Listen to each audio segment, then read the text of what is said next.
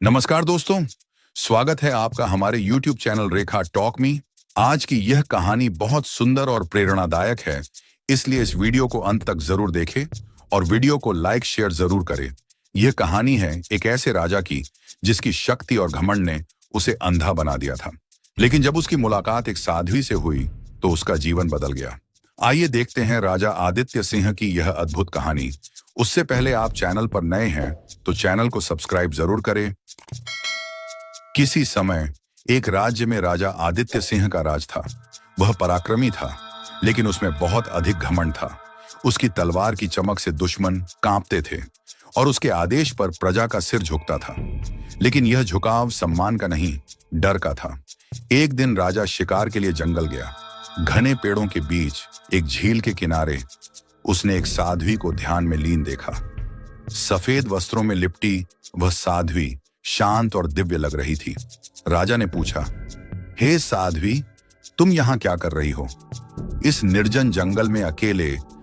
साध्वी ने धीरे से आंखें खोली और उत्तर दिया, राजन, मैं सत्य की खोज में हूं। लेकिन आप कौन हैं? क्या आप वही राजा हैं जो अपने अहंकार के लिए दूसरों का सर्वनाश कर देता है? यह सुनकर राजा के चेहरे पर गुस्सा आया, लेकिन साध्वी की सुंदरता और उसकी बातों का प्रभाव भी। उसने साध्वी को अपने महल में चलने का आदेश दिया।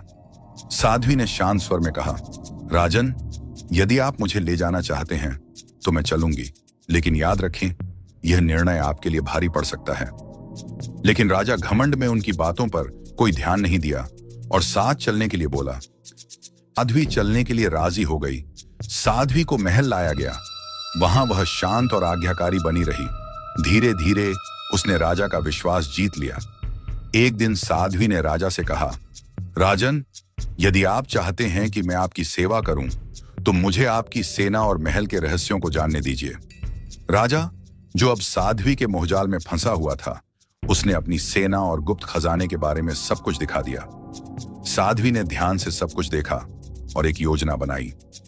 एक रात जब राजा गहरी नींद में था, साध्वी ने उसके कुछ भरोसेमंद सैनिकों को अपने पक्ष में कर लिया। राजा को एहसास भी नहीं हुआ कि उसकी सेना और मंत्रीगण अब उसके नहीं रहे। महल में विद्रोह हुआ। राजा आदित्य सिंह ने अपने चारों ओर अराजकता देखी।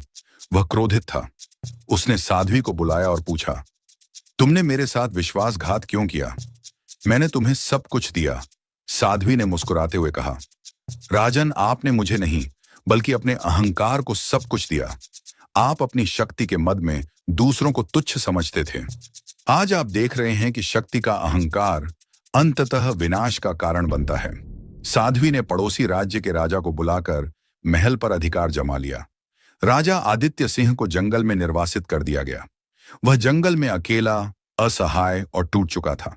वर्षों तक तपस्या करने के बाद उसे यह एहसास हुआ कि सच्ची ताकत शक्ति में नहीं बल्कि सत्य, न्याय और विनम्रता में है। यह कहानी हमें सिखाती है कि अहंकार और अत्याचार का अंत निश्चित है।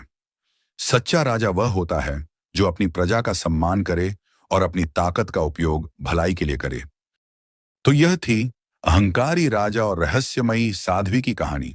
वीडियो अच्छी लगी हो तो लाइक और शेयर जरूर करें और चैनल को सब्सक्राइब करें। धन्यवाद।